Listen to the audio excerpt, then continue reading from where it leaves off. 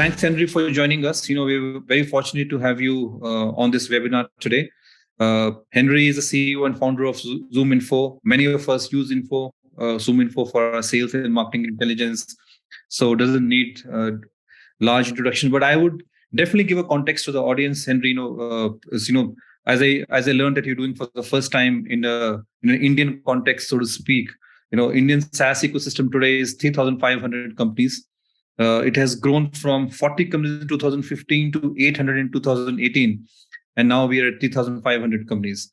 Almost every week, we have now about 30 to 40 startups in B2B SaaS, all building products for the global market. So very, very vibrant ecosystem. Totally. And one of the things that, which we have not aced as yet is a go-to-market motion.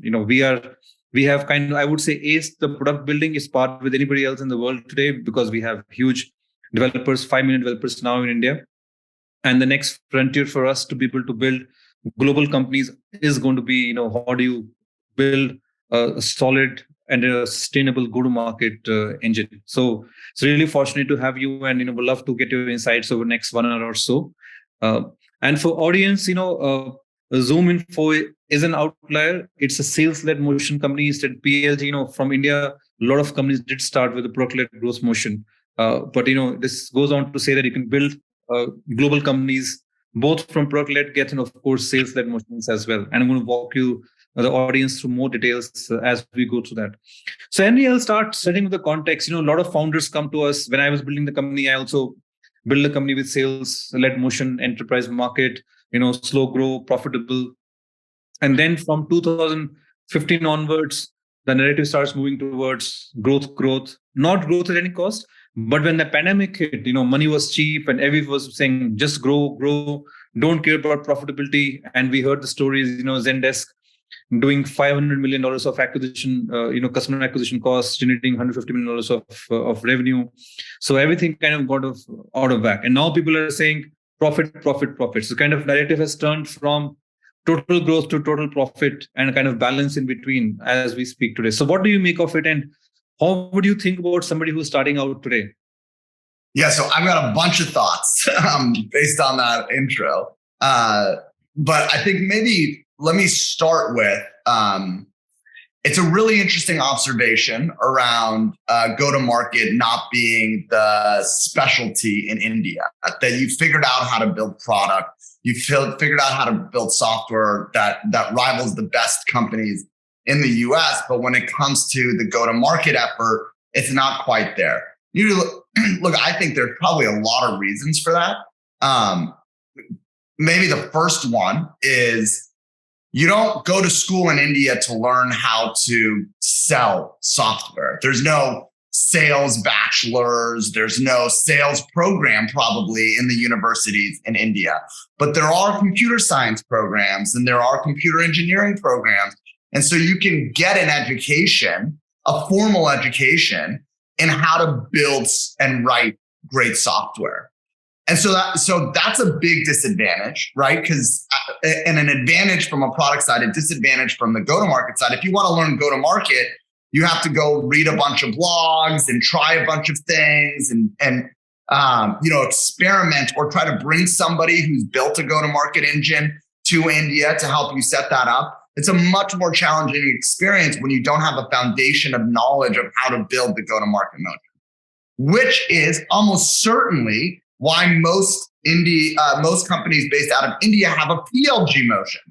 Because if I don't know how to set up the go-to-market, I can certainly code my way to a go-to-market motion. I can build software that brings people in and automates that motion and does a whole bunch of things to bring customers in from a PLG motion. Now, I don't know of a scaled company that's, let's say over, I'll set a high number just so that I'm safe, $300 million of revenue that has solely a PLG motion, where it's just PLG. At some point, you start incorporating some sales motion around that PLG. PLG turns into PLS, product-led sales, and then product-led sales turns into enterprise sales and on the way. So there has to be a focus and a focus on trying to figure out how to bring a true go-to-market motion to all of these really great companies that are starting in India because it creates a tremendous amount of value in your business. Like you can create a lot of value with the product and a lot of value with the software.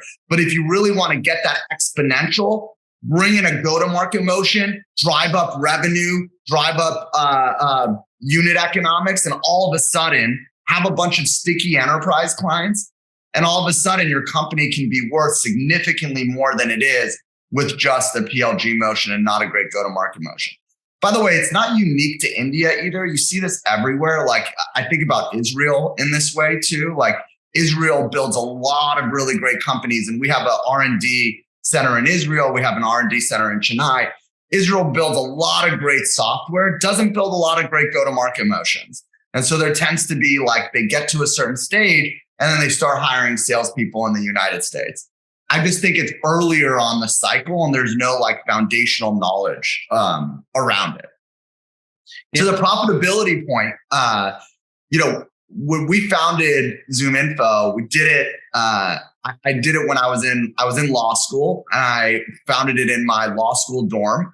I put $25,000 on my credit card. My co-founder put $25,000 on his credit card, and we went out to start this company. This is Columbus, Ohio, which if you're not familiar with the geography of the United States, it's right smack in the middle of the United States. It's not on the West Coast. It's not on the East Coast. I don't think there's a single VC inside of Ohio as a state in 2007. And so the idea of getting some kind of outside funding just wasn't real. And so you had to bootstrap. And then you had to build it profitably, because the minute you were out of your bootstrap money, which when you're a 23-year-old law school student is not a lot. But the minute you run out of it, that's it. There's no more business. There's no place to go. My mom didn't have money. You know, my mom was a nurse. She worked 3 jobs. So there was no like friends and family round I was going to be able to do. You either figure out how to run a profitable business quickly or you don't have a business. And so we had to do that. And we did. And then the business grew profitably through, it's still profitable, but it grew profitably without outside funding through about $30 million of ARR, where we brought in our first institutional capital, a firm called TA Associates, a private equity firm, and then had an opportunity to do a number of M&A transactions from there. Right. I fully agree with you, Henry, that, typically go from PLG to PLS and then, of course, enterprise-led sales motion. And that's what, so Zoho from India is $1 billion in revenue. Freshworks is now touching about $500 million in revenue. They did start as desk-based selling model, or PLG, so to speak, now a term for it. But they do have sales motion also. It's a combination of both. So you're right. So I think what I would like to understand from you, how would you, if you were starting a company today, and especially scaling from first $1 to $25 million. What are the few tenets of go-to-market engine? As you said, it is not natural to Indians. We don't have, yes, you're right, we don't have sales schools who can teach you how to sell. So it's not in the culture. We are beginning to weave it into the culture slowly. So the next generation would be more, more oriented. So what would be your early advice, or since you came from, Ohio background in Ohio, early there also, I'm sure there were some conditions where you don't have that much talent available or money available to buy talent at an early stage. Yeah, totally. So, I think the first thing I would say is product market fit is very, very, very, very important. I was very lucky because I had a chance to work at a very similar company to ZoomInfo when I was in college, and understood the product market fit, understood the end customer, understood that the product that was being delivered to the end customer was a strong fit. When I worked in college, I worked as an early entrant in SaaS. This is 2002. It was annual recurring revenue and online database. I was there for 4 years. We grew it from 300,000 in revenue to just under 5 million in revenue. It was this incredible experience. But what I saw was the founder would be on the phone with a VP of sales at a large technology company. He'd do a 30-minute pitch, and then they'd say, "How much is it?" And he'd say, "It's $20,000 a year annual subscription." And they'd say, I couldn't hear the other side, but then I'd hear him go, no discounts. And then they'd hang up, and 5 minutes later, the fax machine was going with an assigned order form. And that happened like 4 or 5 times a day. And you're like, my goodness, is there a good fit for this thing? And so you really knew when we started the business, and it kind of modeled it after that business, you knew you had product market fit. And for us, that meant a number of things. One, I knew exactly what to build from a product perspective. I knew what was going to land. But more importantly, I had a really tight group of companies that I was going to sell to, technology companies only, and then a really tight group of people at those companies that I was going to sell to, VPs of sales, VPs of marketing. And so when you have that sort of alignment, I know the product's right, and I know exactly the companies and exactly the people at those companies to sell to, then it became just a matter of getting the messaging right to them. What did they want to see in a message? How did they want to consume the information? Did I want to share a sample of the information with them, of the product with them? How do I get their attention? And then A/B testing that to see what worked and what didn't, what segments worked, what didn't. Do I mention a competitor of theirs? Do I not? And so if you nail product market fit, then it's about messaging to make sure that that product market fit can like get across the screen to your end customer. And we spent a lot of time making sure that we nailed those two things. And then from there, I spent a good amount of time making sure that we were automating as much of the sales motion as possible. One of the reasons today ZoomInfo has a really efficient go-to-market motion is that we're running a lot of automated motions underneath the salesperson. So you get off a call with a ZoomInfo salesperson, and they check a couple boxes in Salesforce, what kind of company you are, maybe who your competitors are, what you were most interested in on the call. And from there, we're automating follow-up emails for you. Hey, it was great to talk to you yesterday. Here are a couple things we talked about. Here's a case study I thought you'd be interested in, and so on and so forth. And so really automating out as much as you can for the salesperson, I think it was the next most important thing we did. Yeah, Henry, just to summarize, just for the audience, so of course, if you know who you're selling to and what pain points you're selling, that is going to go, especially in the early stages, really, really hard to get to, no matter how easy it looks, but, that is one of the biggest hurdle to get in the early stages. So, the biggest things that, companies from this part of the world struggle is to get first, I would say 10 to 50 customers. So the secret sauce, did you get on the phone? Or, US is a large market, million SMB customers or mid-sized customers. So how did you had some insights or hacks into getting into first 10 to 50 customers? Yeah. So the way that we did it all in a cold outbound way. And so let's say we had the first one. What I always did was whenever we got one of our early customers, I went and just looked for all of their competitors. And so our first customer was a company called ComSys. It was a publicly traded staffing and recruiting company. And so the minute we landed ComSys, I said, okay, who's everybody else who looks like ComSys? Because if it landed for them the way that it did, it should land for everybody else in that space. And so I went out looking for who are the other staffing firms like that of a similar size or smaller. I could use their name. And in every one of your early deals, you want to work really hard to be able to use their logo, to be able to use their names. By the way, there is like a hierarchy here too. So if they tell you no, hey, you can't use my logo in public facing documents, then I would say, okay, well, can we use your logo and your name in sales conversations and get sign off on that? Or can we use it in sales collateral, get sign off on that? So it won't be public on our website, but we're still going to leverage it internally for sales conversations. And so I would have your standard contract agreements include the right to use the company's name in all of your future marketing efforts, especially at an early stage.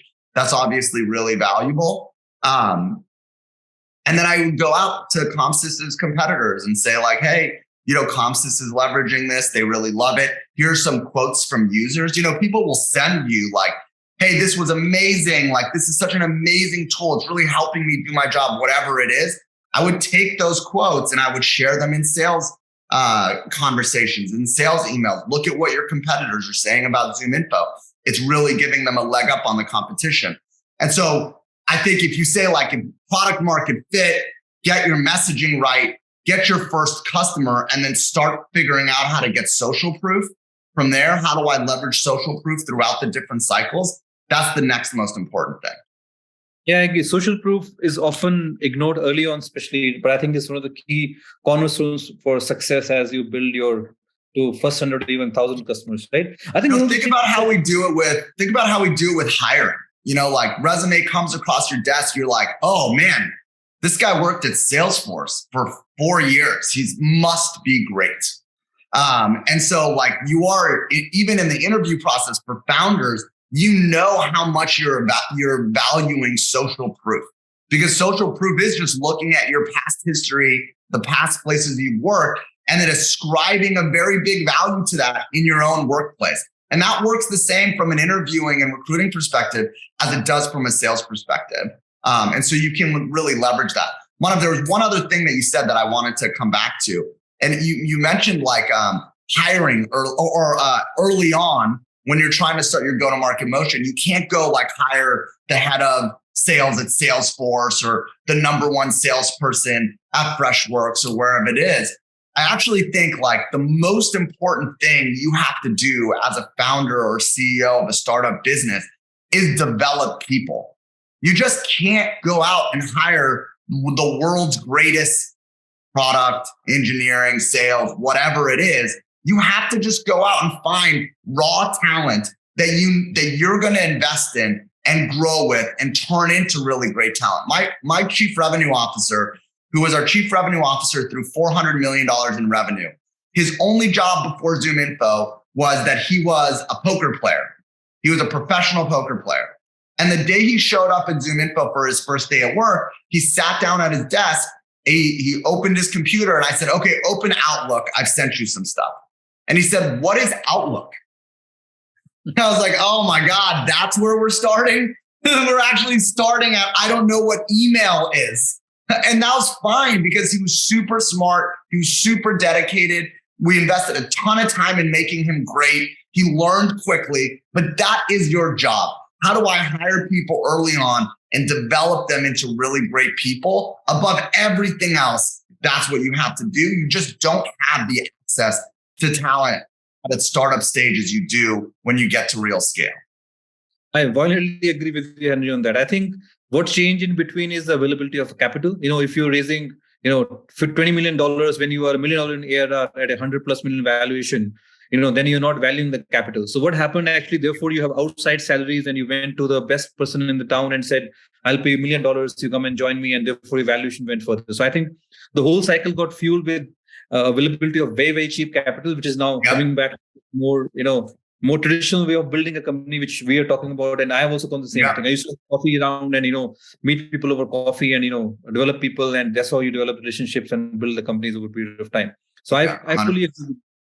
But I think, so what is your, I'll tell you the challenge that the people from India typically faces, because as you said, we are mostly computer engineers or engineering background. A bunch of people get together, co-found a company, create a product, get an early success. So what do you look for when you're hiring a smart person? Let me not call a salesperson, right? So what are the key skills or the underlying fundamentals you look for who is not from Salesforce or Workday or SAP? So what are the top 3 things you want to look for? And are there 2-3 hacks, I would say, through which that a salesperson is not fooling you around? Because typically, salespeople are very, very flamboyant. There's good salespeople for a reason. So I'll just take you through something that happened to me at the early stages of building the company and how we figured our way out of it. So the first thing that, my responsibility when we started the company, I had a co-founder in the early days, was to build a sales team. And I got about, we were like 4 or 5 years into the company, and I had a good core group of salespeople, kind of 5 great salespeople. And I would go out and I'd hire 4 salespeople in a class. I would train them. And at the end of 3 months, there was 1 person left. Sometimes there was no people left. And so this happened to me like 3 different times. I got to the end of the year and I had like 1 additional salesperson. And I was like, I don't know what is going on. I'm clearly not scaling the sales team well. We got everybody in a room. I remember this night. It was late at night. We got everybody in a room, all 5 salespeople, and we said, okay, let's try to figure out what's going wrong here. And so we said, let's do it this way. Let's say like all the characteristics that make a salesperson at ZoomInfo successful. What are they? Coachability, hard worker, good with computer, blah, blah, blah, blah, blah. It's like 6 things. And then we said, now let's look at the people who we missed on and see where they failed. This guy wasn't coachable. This guy wasn't a hard worker. This person, whatever. We got to the end of that and we were like, no, this doesn't really make sense. It's like a nice matrix to judge people in the future, but it's not going to get us to the answer. And then at some point, somebody came through our offices and said, hey, here's an interesting test to give your employees. And it's like half cognitive test, half personality test. Why don't you give it to them and see like what you learn? So we give it to all of our sales employees. And 2 things happened. One, this test was very, very bad at its core job, which was to predict what you would be great at.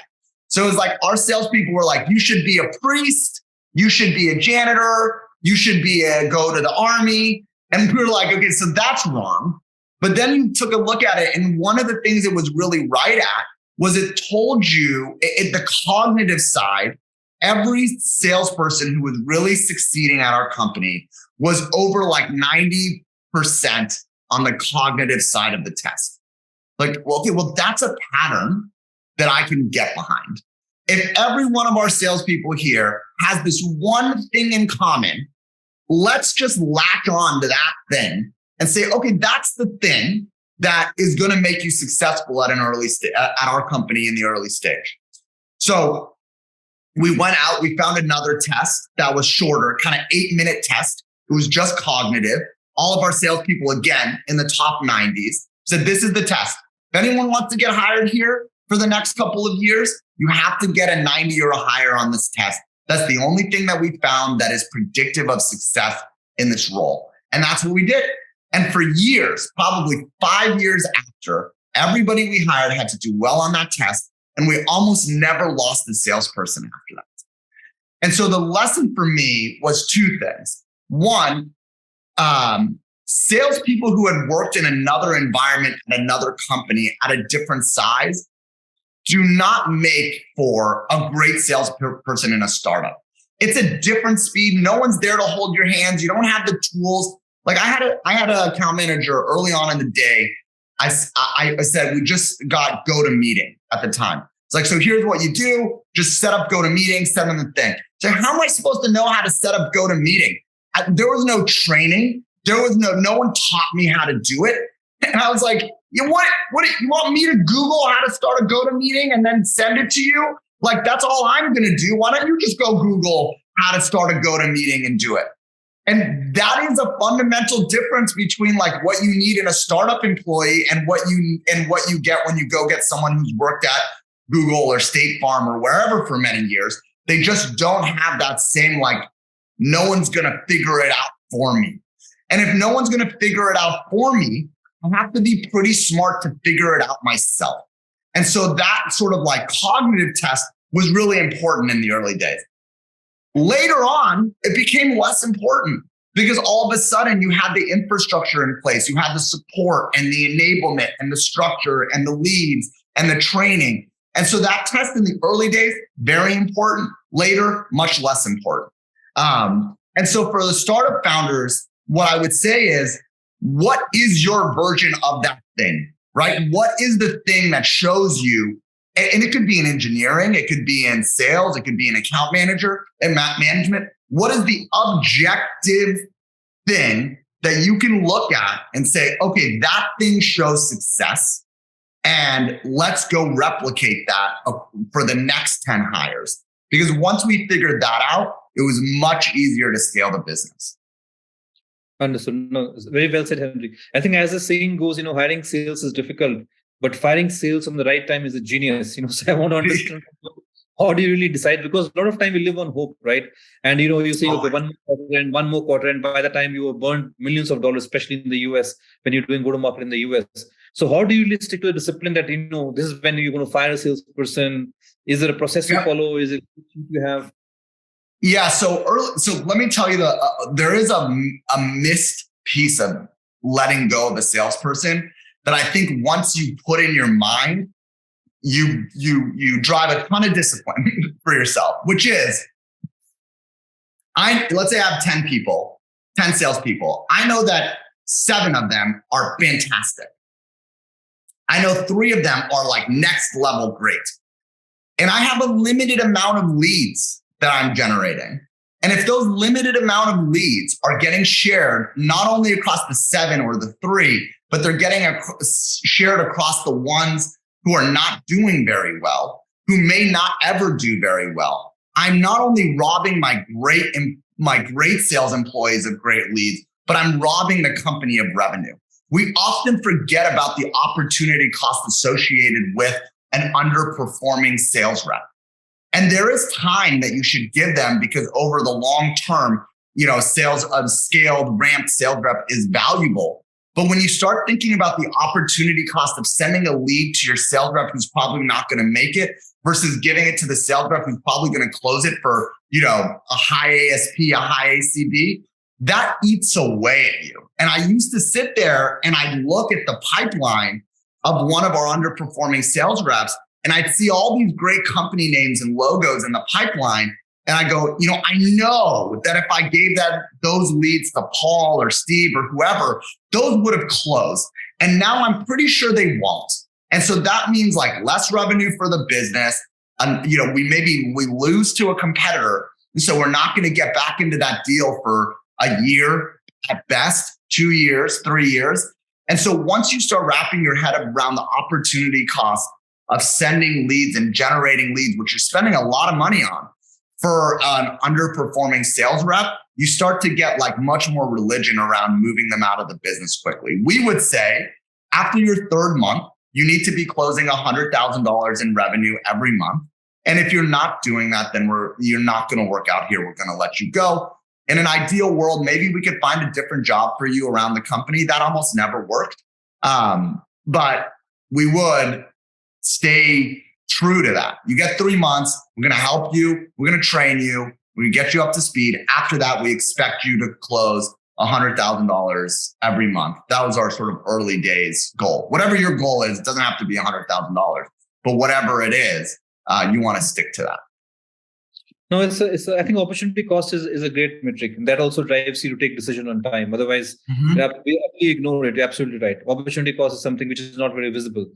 And and by the way, your salespeople are pissed, right? Your good salespeople are like, great. Like you gave MongoDB to that guy, and like I've wanted that account forever, and I would have closed it. And Junior over there is going to blow it. I'm certain of it. It's a good segue to pick your brains on the capital allocation. I'm sorry, I'm asking you a very startup level question. I know you're running a public right now, but that's the most relevant. Hey, it wasn't that long ago, Manav. I was like, it's only been 15 years. I appreciate the startup questions. People don't ask me those anymore. So let's say a startup, you raised $3 million in Series A capital or $5 million at the current valuations right now.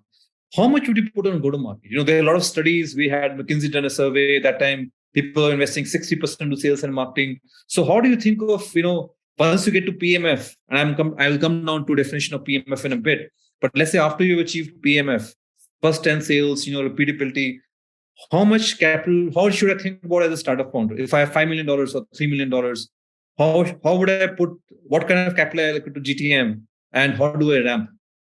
And how do I think about in that hypothetical where the product is? Like, is the product? Yeah. So product has got, like you've sold to first 5 customers, like you sold to a real estate company, you got another 5 customers in real estate. So, pretty much by one use case works. You don't know whether use case works for FMCG company or not, but it works in a particular segment right now. Let me give you the framework of how I would think about it. Number one, I would think about like, where is my product as it compares to competitors? In my ability to sell into the accounts and keep the existing accounts happy. And let's say it's great. We figured out a niche. It's really, really good. I can get another 100 clients without having to do much to the product. Then I would go, okay, if that's the case, then if I can drive the go-to-market in an efficient way to get to those next 100 clients, then I can have a self-funding company after that. And so how do I take the dollars, that $5 million, and I would probably tell you kind of 70% I would put in behind go-to-market if I really believed I could run an efficient motion behind it. Because what I believe is that if you can run that efficient motion and my customer acquisition cost is in line, then I can fund the business in a profitable way going forward. The reality of an efficient go-to-market motion is if you run it efficiently, you just have more money to put in engineering and more money to put in product and more money to make investments. We didn't talk about the M&A that we did at ZoomInfo yet, but one of the big reasons why I will just pause you for a second. It's really, really important point. So I just want audience to know 70% is the number, which in India, typically it is 25%. So it's a massive gap because we tend not to focus on go-to-market. So I've been pausing there. Second, if you can dumb down the efficiency of customer acquisition for the audience, it's really important to understand. I know what you're saying. If you generate enough sales from that, you blow that money back into the business, so business becomes self-sufficient. But I would like you to a little bit dumb it down. Sure. And what the efficiency of customer acquisition means. Yeah. By the way, 70% if your product is good and you're going to be the next 100 customers are there. If you're behind the competition, the product's not there yet, I would definitely adjust those numbers. But if it's like, hey, I know who the next 500 customers are, I just need to go get them. And the product that I have today absolutely serves their needs well, go get those customers. Focus on getting those customers. So customer acquisition cost is basically for everybody. It is how much money are you spending for every customer that you bring in. And so it's your fully burdened sales costs, your fully burdened marketing costs, and then how many customers do you have? So if I've spent $1 million on sales and marketing and for this year, and then this year I generated $2 million in new business against that spend, I have a pretty good payback period. It's less than a year. Ideally, you want to be, in my opinion, you want to be less than a year means you're pretty close to profitability. And the closer to, less than 6 months or 4 months, that's a world class unit economics around customer acquisition costs. And so you should be constantly thinking about how much money am I spending to generate the next customer? When you think about that, there are all these points of breakage along the way. Because you go, how much money am I spending to generate the website visitor? And of the website visitor, how much money am I spending to go from website visitor to form fill? From form fill to demo? From demo to opportunity? From opportunity to close? And in each one of those areas, there are opportunities for optimization. How do I get more customers to my website in a cheaper way? How do I get customers who hit my website to convert? How do I get the customers who convert to make sure they show up for a demo? How do I get them to turn into an opportunity? All of those areas are areas of optimization. And if you have a regular funnel that shows you what's happening there, you can see where the drop-off points are. And those tell you the problems in your go-to-market effort. Maybe your drop-off point is actually from form fill to demo. Once you get into demo, you close. If your problem is form fill to demo, you need to think about what is happening between when they fill out the form and when someone calls them to set the demo to when they show up to a demo. Am I setting it out too far in the future? If I set it out 7 days in the future, people don't show up. Maybe I need to bring that in. Am I getting back to them as soon as they fill out the form? If it takes me a day to get back to them, then maybe I bring that way in. I get back to them within 15 minutes, and that increases that. If the problem is from opportunity to close, then I have a different issue. What's happening in the follow-up process? It's a competitor coming in. What are we hearing on calls? How can I train better? How can I do follow-up better? So get that funnel from lead to close and then start optimizing that. That's how you optimize your customer acquisition cost. Great inputs, Henry. I'm loving every piece of it. And for audience, ZoomInfo has been profitable. Their operating margins are between 35 to 40%, and it was bootstraps, always profitable. So I just want to draw attention to the current narrative. That you can still generate a profitable business and still have, and that's what the efficiency of go-to-market means, basically. Yep. Just for the audience to give last that quarter, we grew 46%. Last quarter, we did it with 41% operating margins. Wow, unbelievable! Probably one of the most profitable SaaS companies out there right now. Everybody's going after that. I think one of the big thing, there's a huge debate in the Indian ecosystem between bootstrap and funding. I'm bringing this topic because a lot of my friends bootstrap. They kind of tapped out at $20-30 million, and this narrative started because India got huge amount of funding last 2 years, especially in SaaS. It's hot even right now, but I think it's much more stable right now. People are thinking correctly about building the business. So how do you think about bootstrap? At what point in time you should get the funding to really get to the scale? A lot of bootstrap thinking, founders think, at least people I have interacted within my sphere of influence, they say, okay, fine, I'm running $30 million business, earning $5 million, my lifestyle is good. If I go to VC or a PE firm, it's not going to be good for me. I don't know if the company is successful or not. So you have gone through the entire cycle. You're not a traditional Sequoia or a large blue chip VC funded company. It is a PE backed company and you bootstrap. So we'd love to get your perspective on that as well while we're on this topic. Yeah, look, I don't. This advice is not universal. It depends on what you want with your business. I wanted to build as big of a company, as great of a company as I possibly could. That was my goal. How do I build the best business possible?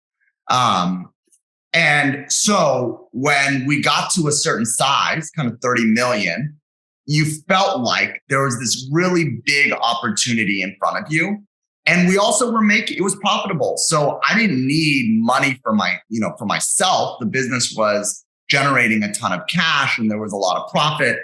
But I also got the feeling and was fairly confident that if I wanted to go from 30 million to 100 million to 200 million, that I needed a partner who had seen the movie before, who could help me navigate the next stage of growth. And so I took funding at that point. And, for us, the funding that we took was mainly around the access that we got. And the private equity firms gave us a tremendous amount of access to the capital markets. And so all of a sudden, we could go take ZoomInfo and all of the great things that were happening there and leverage that to go acquire a new business or acquire a competitor, acquire another competitor, do a roll up, have a really amazing platform for all of our customers. And so I think it depends on what you want to do. If you want a nice lifestyle business at $30 million a year that's generating $5 million of profitability, and so you're doing like tremendously, that's fine. I think that what I would be worried about at that rate is someone's coming for you. You got $30 million in funding, or $30 million in revenue. It's probably a point solution. And so somebody is going to build that feature out and come and start eating your lunch. And maybe you've got like a couple of years where you don't have to do a whole lot there. You don't have to aggressively invest in the business. But at some point, someone's going to show up and start deteriorating that business. And so if in your mind, you're thinking like $30 million business, $5 million of profitability for the next 10 years, that's probably less realistic than you actually believe it to be.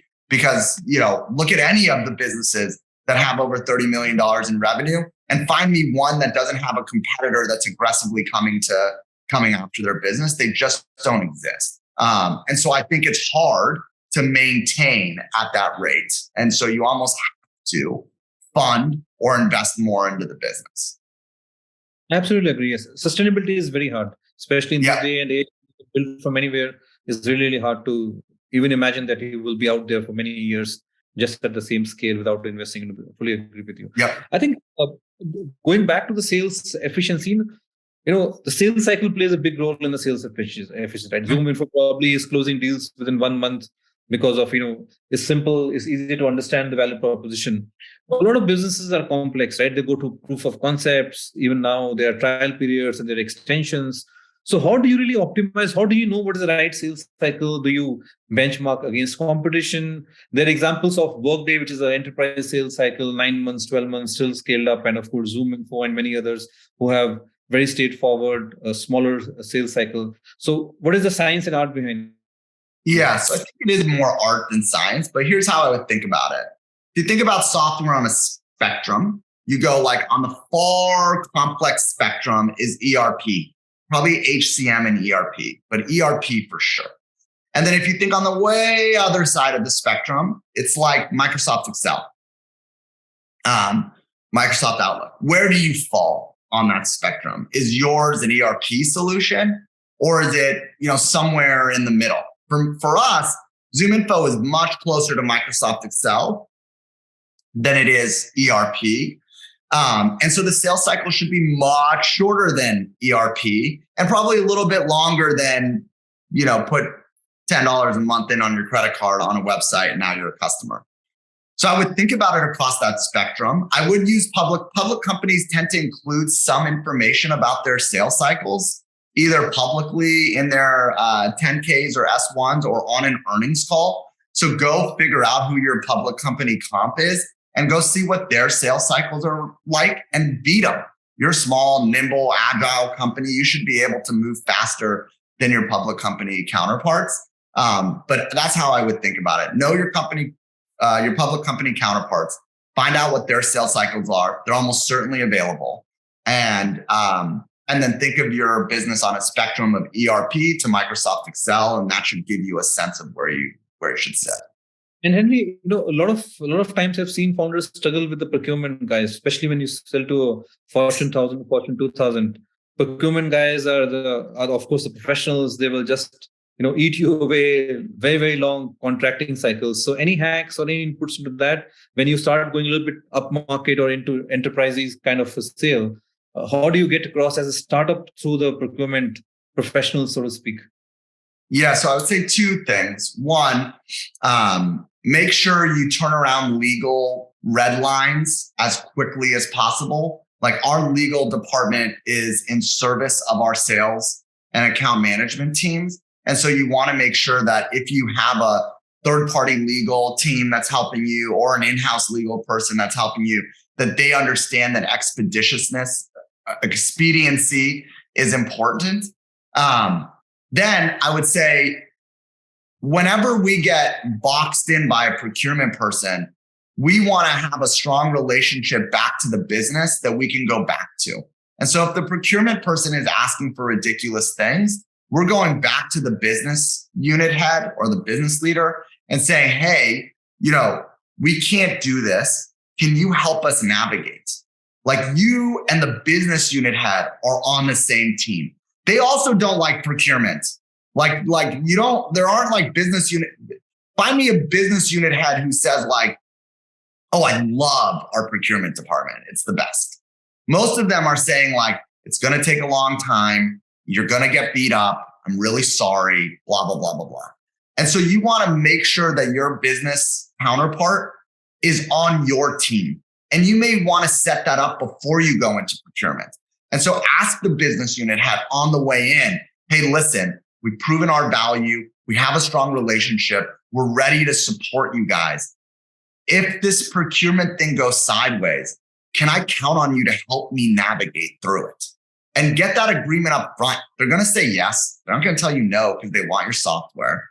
So get them to say yes up front and then go back to them when you get into a tough place. No, great insight, Henry. I think one of the key focus right now in the startups that we are seeing is that people start with a freemium model or a free trial model. I'm sure ZoomInfo gets comparison all the time. I'm creating a modern version of ZoomInfo. It is freemium, it's free trial. So, and of course, you're running a very efficient sales-led motion, a very efficient model. So what do you think about it, especially when starting a company today, right? So how do you decide? What are your views on that? Freemium versus free trial versus outbound or a combination of that? I think you need a combination of these things. Look, I think about when you hear the word disruption, like a company is going to disrupt you or there's going to be disruption, probably most of us think about that in terms of product. How are they going to disrupt me with their product? What are they going to change? What are they going to do? What niche are they going to go after? I'm going to get disrupted with product. The reality of the situation is you can actually get disrupted in a go-to-market motion. If I have a heavy, long go-to-market motion that's really direct, and then somebody comes in with a super easy premium to paid motion, I don't have to talk to a salesperson. That's a legitimate way to disrupt the company. You don't have to disrupt just on product. You can disrupt on ease of buying, ease of sales process, go-to-market motion. And so I think it's foolish in today's world to not have a motion that is premium, free trial, and direct. I think you need to invest in all of those. Early on to run as efficiently as possible. If you have a way to go freemium to paid, great. I heard an interesting thing yesterday that I hadn't heard before, but one of Slack's key ways in driving their freemium motion was they actually started you in the highest tier. So when you came into Slack, you had the highest tier of product. And then instead of asking you if you wanted to upgrade, they asked you if you wanted to downgrade. And so many, many less people wanted to downgrade the things that they had than in a universe where they started in the middle and we asked them if they wanted to upgrade. But, getting that motion right and having it as part of the motion, I think is very important. You can't just have one. I understand. We have 10 minutes on the clock right now. It's really enjoyable conversation. So I want to switch, I want to spend last 10 minutes spending time with you. Of course, I'm sure you have your share of failures and mistakes. I read somewhere failures are the driving force in many ways for your success today. And of course, the world has changed a lot in the last 2 years from highs and lows and probably going towards much more balance. So what are the top 2 or 3 mistakes which you think are going to be relevant in the next 3 to 4 years from your 15 years of building ZoomInfo into a $1 billion corporation? Yeah, I think when I look back on the mistakes that I've made, the ones that jump out the most are around people. I hired the wrong person. I paid attention to the wrong people or to the wrong metrics or qualities when I was hiring those people. And then I didn't act fast enough when I realized those things. And so I think when people say like, hey, you should be good at hiring, what they're really saying is take your time, especially in senior level roles. What happens to all of us is we waited too long to make the decision to either move away from somebody else or to hire a position that was desperately needed. We get in, by the time we're searching for somebody, we already feel the pressure of needing that person. We go spend like a month or 2 months. We see kind of 4 or 5, maybe 10 candidates, and we go, I just can't take it anymore. Who's the best of the bunch? And we just pick somebody. And that's not the right way ever. Never works out right. And so I think you have to be like really disciplined about spending a meaningful amount of time to make sure you get the right hires. And then the second thing I would say is that I made a mistake of is when you bring that person in, making sure your whole team is rallied around supporting that person's success. Because your culture is different than everybody else's culture. The speed at which you operate, how things get done, it's just different. And so when a person comes in, they may be a little bit like shell-shocked. And our job is to make sure that we're doing everything we can once they come in to make them successful, and that everybody around the executive table, the senior leadership table, is also focused on making them successful. Those 2 are, I think, key learnings.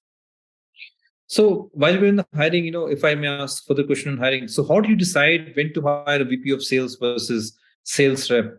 So, and I'll give you the context. So typically like Israel, so Indian firms create a software, they get to early PMF, founders do the first few sales, and one founder then moves to the US and then try to hire a salesperson in the US. And the most often asked question on the go-to-market motion is that, should I hire a VP of sales? Should I hire a sales rep? how should I go about deciding doing that? And a lot of people totally forget pre-sales motion, which is very important for a lot of software. May not be for ZoomInfo, but solution consultant also plays a very important role. That often is very ignored part of it. So what are your learnings there, or what is your advice there? The advice I would give is the funnel that we talked about earlier today, website visit to lead form to demo to opportunity to close. If you're looking at that funnel and there are all of these areas that you feel like you're underperforming on, not enough conversion from form fill to demo, not enough conversion from demo to opportunity, not enough conversion from opportunity to close. And there are all of these areas that you feel like if you had enough time, you could go make better, materially improve each one of those steps of the funnel. You don't have enough time to do that if you're running everything else. That's probably a good gauge to know you need a sales leader. You need a sales leader who can come optimize that funnel for you in every single one of those stages. That's when I would say you should go get a VP of sales. If those stages look good, they're consistent over time, you just need more salespeople to get through all of it, then that's a different, issue. But if they feel unoptimized and your, dollars are dropping to the ground, I think you need to make sure you bring in a VP of sales who can own that funnel and make sure it's perfectly optimized. And I know earlier we spoke about not going after the top performer in Salesforce or Workday or equivalent. So where do you source your candidate from? Because we find very hard coming from India again, where to look for people. People go to headhunters. They typically go to a Salesforce or a Workday equivalent. Look, I think on the sales side, early on, we recruited out of universities, people who were getting business degrees. We recruited out of in the United States, there's like Enterprise Rent-A-Car or Cintas, which is a uniform selling company that have really strong early sales training programs, but that cap out at low dollars. And so where a Cintas or a Enterprise Rent-A-Car person may top out around $100,000 a year, an enterprise salesperson can get up to $300,000+ a year. And so where, find the types of businesses that are teaching sales skills, but because they're in really low margin industries, the salespeople are going to cap out at salaries that you can pay better than. I think that's probably a great place to continue to look. And then we take people out of university, we make them SDRs. And then we teach them the business. We teach them how to call outbound, how to take an inbound lead. They then end up pairing with an AE one-to-one. So they're learning the business along the way. And then they promote into the account executive role. Yeah, that's a really good hack actually, to go after such companies which have professional like sales training program and then give opportunity to make more money to salespeople are coin operated most of the cases. So it's an easier sell. I think on an ending note, and probably we'll have one session learning about your personal story. What is the top 2 biggest changes that you brought about in yourself, coming from the background you did? I read about you. So, coming from a middle class background, growing up in community housing in California, and then making your way up, of course, and you hired professionals, took the company IPO. What are the 2 biggest changes that you made in yourself as you grew the company, and of course, grew faster than the company did?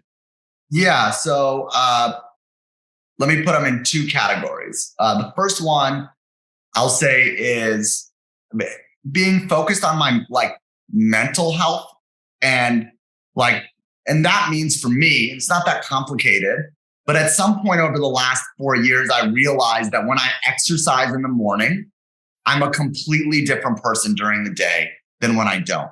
It's as though I'm seeing the world through different eyes on days that I exercise versus days that I don't. I feel better. I feel better about myself. My mind is sharper.